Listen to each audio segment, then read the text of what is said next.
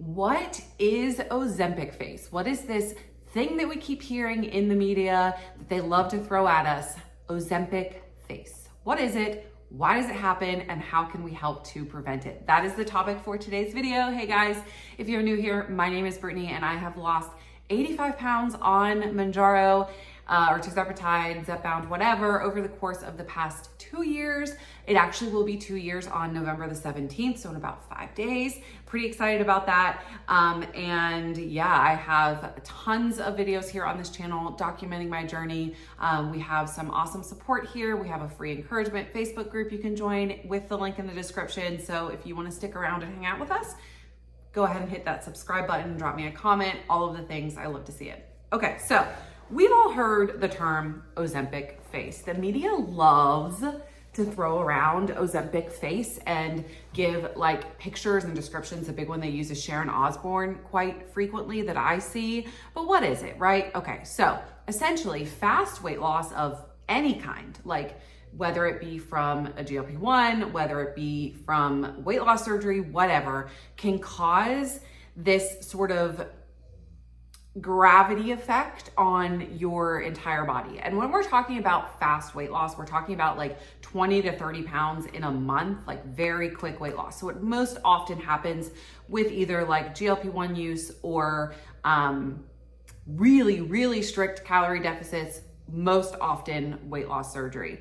And so when you lose weight very quickly, so when you lose weight, 20, 30 pounds a month, you are not giving your skin time to bounce back. So your skin is elastic, right? Like we can stretch our skin and it can bounce back. So when we fill our skin, so when we stuff our skin with fat cells, we essentially stretch it out, right? Then when we lose these fat cells or shrink these fat cells down very quickly, and we don't give our skin the time to bounce back. Okay, it's pretty simple when you think about it like that, when you break it down like that. How that translates to the face is that gravity takes hold. So you end up with this sunken face. A lot of people will report the like turkey neck. That was going around for a long time because essentially like all of this skin in your forehead, most often in your cheeks, that was sitting up here nice and pretty before you lose the weight, it isn't as full and isn't as stuffed, for lack of a better word, and it sags down. And so a lot of people were reporting that like turkey neck or the saggy neck type of situation going on. And then also just like the really gaunt look on your face. So sunken cheeks, sunken eyelids, wrinkly forehead, especially in your forehead, which is one way that I've actually noticed this, which we're going to talk about in a minute, is the like increase in wrinkles when you do this. Because there's so much extra skin there, it's more likely for like your cheek skin and your neck skin to just sort of fall, whereas your forehead is just gonna look like wrinkly and your eyelids might droop down a little bit, which again is something that I have struggled with a little bit. So it happens everywhere, right? Like you can look at my arms and see, this is the same thing. This is how you get saggy skin. But people are noticing it in a pretty significant rate on their faces with GLP-1 use because people are losing weight so quickly. So you've seen these celebrities, again, Sharon Osbourne is the one that people like to talk about with her like gaunt, sunken cheeks.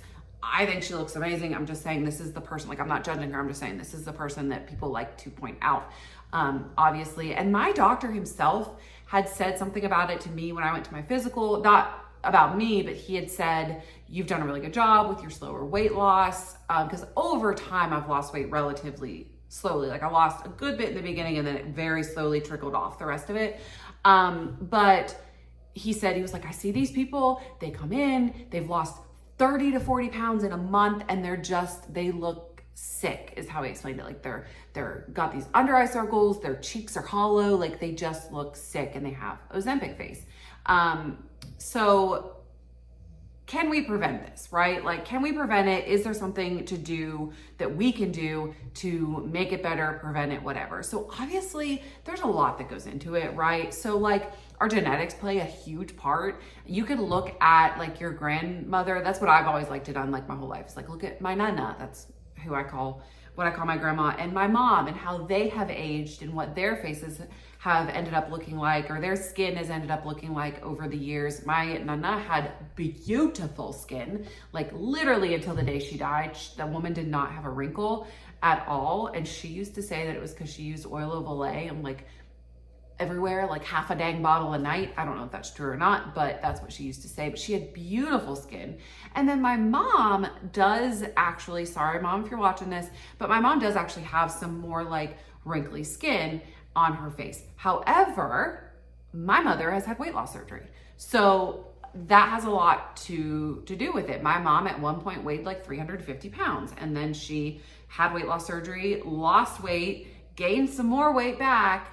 Now she's on a GLP-1 and has lost her weight again. So she's done several times throughout her life these like big jumps in her weight. And I think that has a lot to do with her skin as it's looking now. So really I try to look at my grandmother. So genetics can play a big part of it, right? Your journey of weight throughout your life can play a lot into it. The skincare you've done, the sunscreen you've put on, all of that plays a lot into this, right? And your likelihood of developing Ozempic face.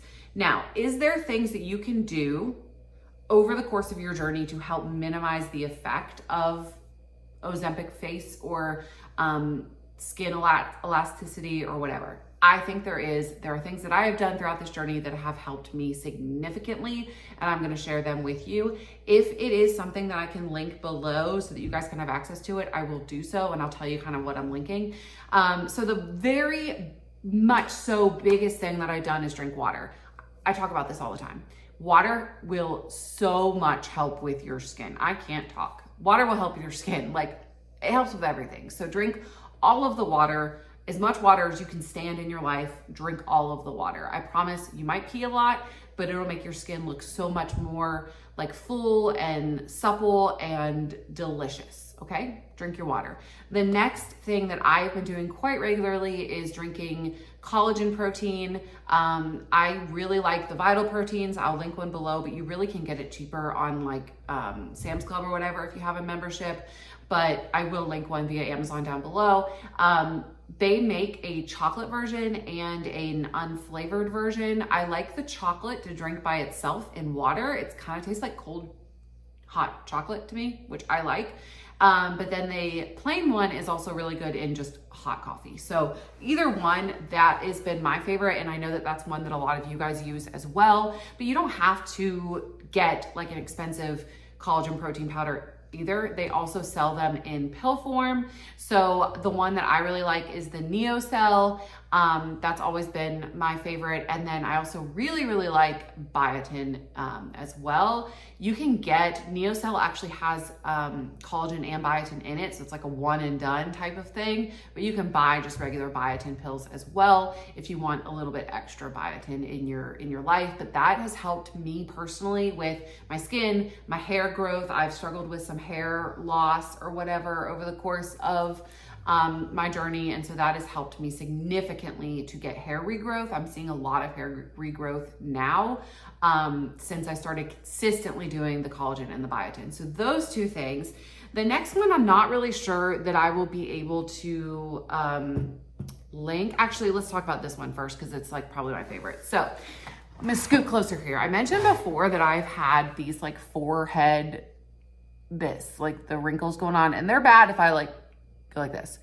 Now, prior to me starting this, the lines would like sit out all throughout the day. Like my 11 lines, that's an 11 line there, would like show throughout the day, like in my forehead. And now they don't as much anymore because I started using frownies.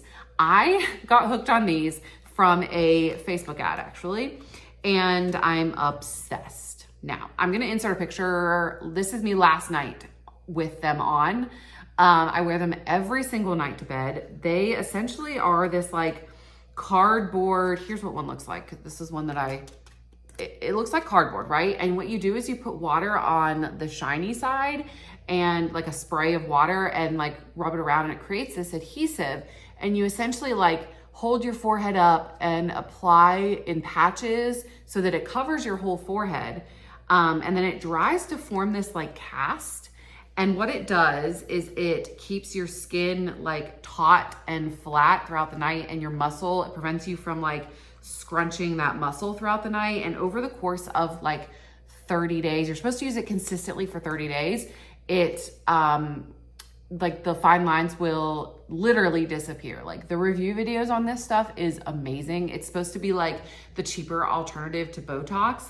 I love it. Again, Facebook ad got me, but I did not buy it off the Frownies website because it's a little bit more expensive than it is on Amazon, and you have to pay for shipping. So if you have Prime, it's better to get on Amazon. So I'll link it below, but you get 144 patches. Most people use like 3 to 4 or 4 to 5 patches a day. So it's about a month for like 25 bucks. Way cheaper than Botox, in my opinion, and something that I'm much more, I mean, Botox you have to get like monthly. So I'm much more on this team. And apparently they've been around since like the 1800s. So I don't know, really been enjoying these. So yeah, definitely give these a shot if you're struggling with like any of that. They also make ones for like around your mouth and your eyelids. I'll try to remember to link those ones below. I have not used those, but I'm assuming they work in the same way.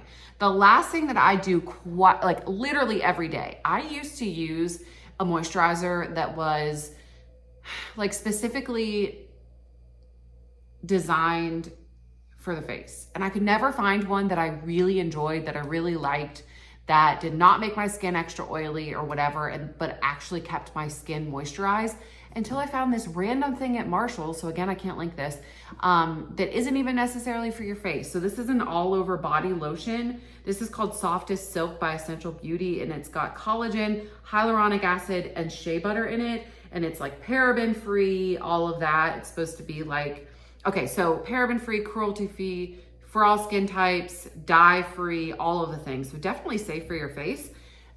I'm telling you, this is the only thing, and I paid $7.99 for this huge bottle at Marshall's. So I guess check out your Marshall's if you want to try it out.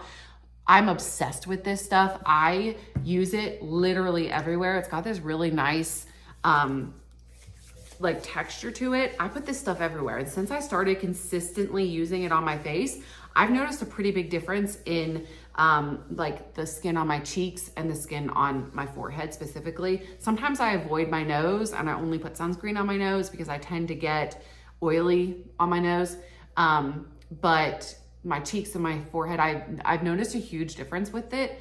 And like I use it on my under eyes, I use this on everything, and it's like way cost effective. Like skincare doesn't have to be difficult, but you do have to do something, right? That's my opinion on this. But yeah, I think that combining all of these things together has really helped me to not have this like massive change to the look of my face. I am 36, so I'm starting to get a little bit older, and I understand that I'll probably end up with like wrinkles and stuff, but I feel like at this time, with going through this weight loss, I've got to be like consistent with my process so that I can minimize as much as possible. But yeah, again, it largely has to do with your genetics, but you don't want to lose weight so quickly that everything falls, but then you're also not doing anything to help prevent it. So that's why I wanted to make this video. There's a lot of you starting out that I feel like could really like help this out. Now, if one more thing, I just read the side of this, so I want to say something about this.